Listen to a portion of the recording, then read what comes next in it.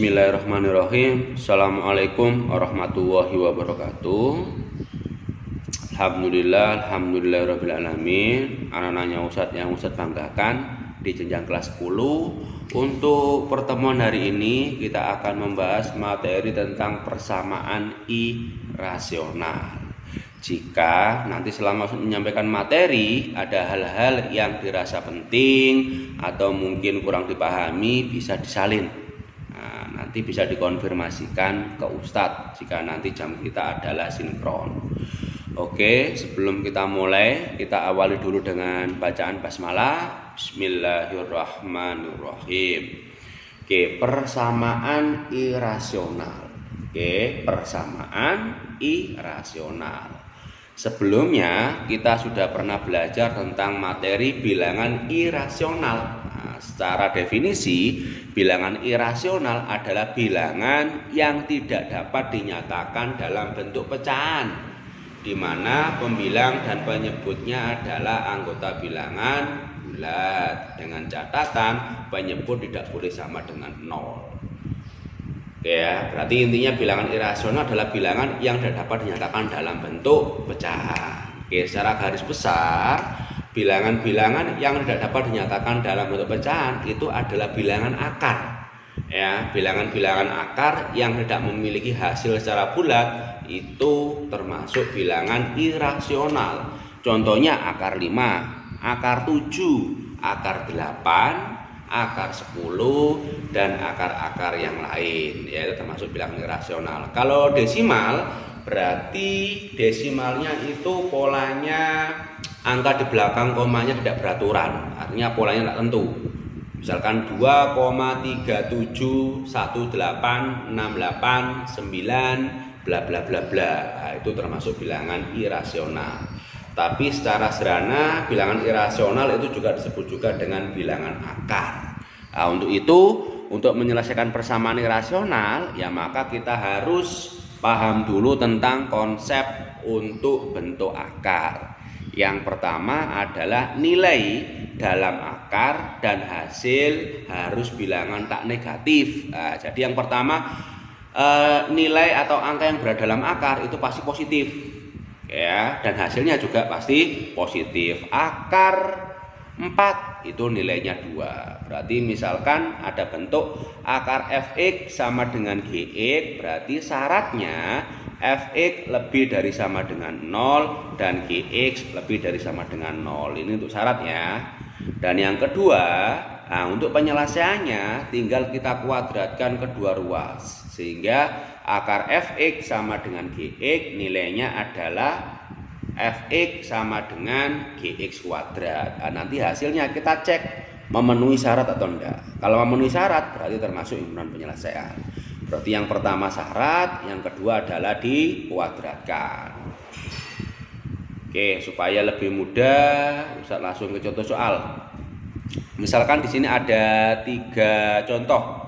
Yang pertama, tentukan nilai X yang memenuhi persamaan akar 2X min 9 sama dengan 2. Oke, berarti di sini yang masuk syarat hanya yang dalam akar. Kenapa? Karena hasilnya di sini tidak memuat X. Kalau di sini memuat X, baru dia masuk ke syarat.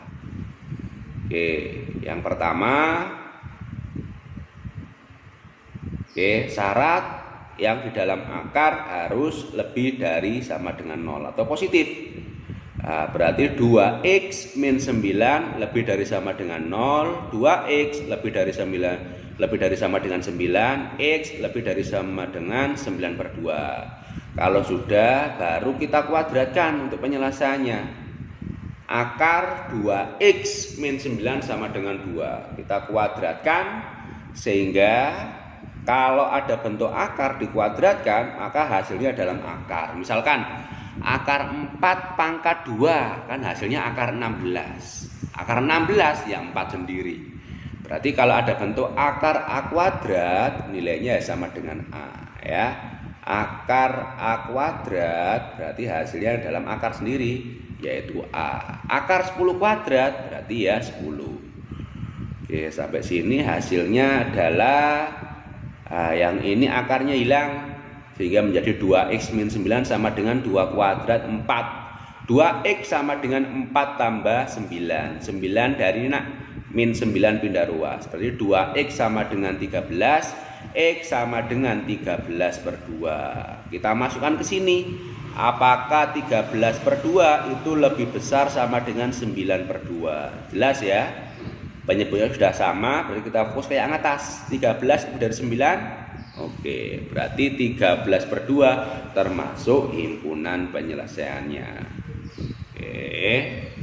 Kalau tidak memenuhi bagaimana Ustaz? Ya berarti HP-nya tidak ada, HP-nya himpunan kosong. Oke, sekarang kita masuk ke bagian yang B. Yang B yaitu akar 4x tambah 2 sama dengan akar x min 3. Karena dua-duanya memuat x sehingga dua-duanya masuk syarat. Nah, yang pertama syaratnya adalah 4x plus 2 lebih dari sama dengan 0. 4x lebih dari sama dengan min 2. X lebih dari sama dengan min setengah. Setengah dari mana? Min 2 per 4 ya. Min setengah. Syarat yang kedua adalah x min 3 lebih dari sama dengan 0. Berarti x lebih dari sama dengan 3. Oke, ada dua syarat. Berarti nanti harus dicek memenuhi ini dan ini. Kalau tidak memenuhi kedua-duanya, berarti ya bukan penyelesaian. Oke, penyelesaiannya kita bawa ke pengkuadratan kedua ruas. Karena dua-duanya dalam akar, ketika kita kuadratkan maka akarnya hilang.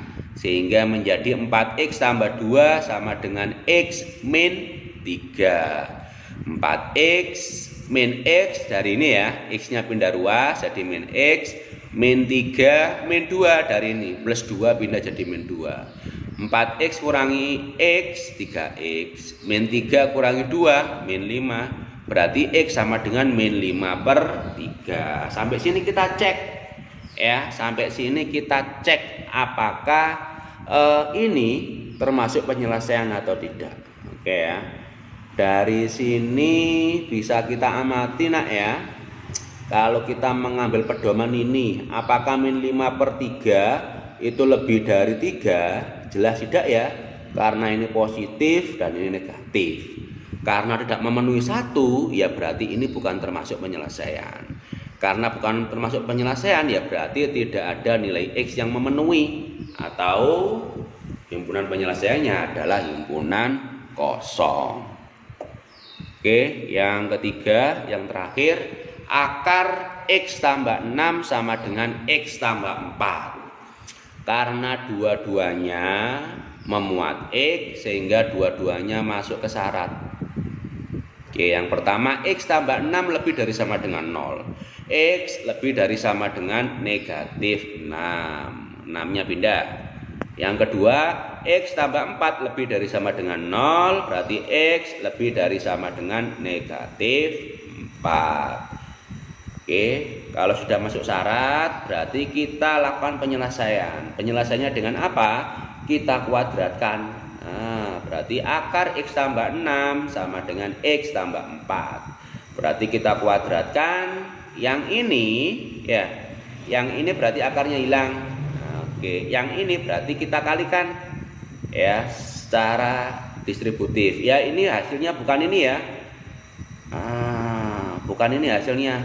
Kalau hasilnya ini salah ya, ini salah. Oke, kita ingat kalau Ustadz punya bentuk 2 pangkat 2. Oke ya, kalau ada bentuk 2 pangkat 2 itu kan artinya 2 kali 2. Berarti 2-nya sebanyak 2 kali. Lah di sini bentuknya adalah X tambah 4 pangkat 2. Ya berarti di sini X tambah 4-nya ada 2. Seperti ini. Setelah itu kita kalikan secara distributif. X kali X, X kuadrat. Kemudian X kali 4 hasilnya 4X. 4 kali X hasilnya 4X. Kemudian 4 kali 4 hasilnya adalah 16. Terbawah ya, cukup. Nah ini kan sama. Nah, sehingga hasilnya menjadi berapa? 4X tambah 4X 8X ya. Sehingga hasilnya menjadi X kuadrat tambah 8X tambah 16. Oke, sehingga menjadi ini bentuknya X kuadrat tambah 8X tambah 16. Karena ini kuadrat, berarti ruas kiri kita sama dengan kan 0. Ya, biar nanti bisa difaktorkan. Oke, bisa dipahami ya. Karena kuadrat berarti ruas kiri kita pindah ke ruas kanan semua, biar salah satu ruasnya adalah 0. Karena nanti bisa kita gunakan untuk mencari nilai X-nya dengan cara pemfaktoran atau pakai rumus ABC atau pelengkap. X plus 6 pindah berarti menjadi X kuadrat plus 8X min X. Nah, dari ini X-nya pindah. Plus 16 ini min 6, dari plus 6 pindah. Berarti X kuadrat plus 7X plus 10. Oke, sampai sini berarti tinggal kita cari nilai X yang memenuhi. Ya, kita cari nilai X yang memenuhi. Berarti kita mencari ada dua bilangan, jika ditambah hasilnya 7, jika dikalikan hasilnya 10. Karena ini bentuknya adalah A-nya 1 atau koefisien X kuadratnya 1 ya. Kalau koefisien X kuadratnya 1 berarti ada dua bilangan ditambahkan hasilnya koefisien X dikalikan hasilnya adalah konstanta. Bilangannya ketemu 2 dan 5. 2 tambah 5 7, 2 kali 5 10. Kalau sudah berarti kita cari akarnya. Berarti X tambah 5 sama dengan 0, X sama dengan negatif 5. Satunya X tambah 2 sama dengan 0, berarti X sama dengan negatif 2. Sampai sini kita cek. Nah, apakah min 5 lebih besar dari min 6? Jelas ya. Ingat, negatif semakin ke kiri berarti semakin kecil.